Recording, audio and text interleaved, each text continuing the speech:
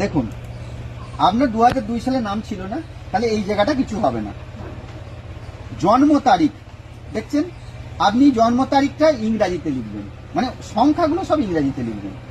আধার কার্ডের নাম্বার ইংরাজিতে লিখবেন, মোবাইল নাম্বার ইংরাজিতে লিখতে হবে। আপনার বাবার নাম বাংলায় লিখে ব্যাকেটে ইংরাজিতে লিখতে পারেন, নাও লিখতে পারেন। ইংরাজি লিখতে পারবেন, মাধ্যমিক পাস তো। বাবার যে এপিক কার্ডের নাম্বার মানে ভোটার কার্ডের নাম্বার, তাহলে এটাও আছে, এটাও হবে।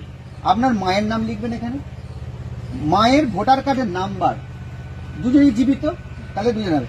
এবার এখানে হবে আপনার স্বামীর নাম, এবার স্বামীর ভোটার কার্ডের নাম্বার, বোঝা গেল?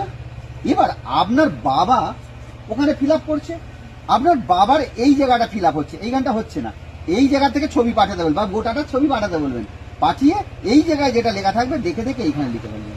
বুঝতে পারা গেল? অসুবিধা নেই।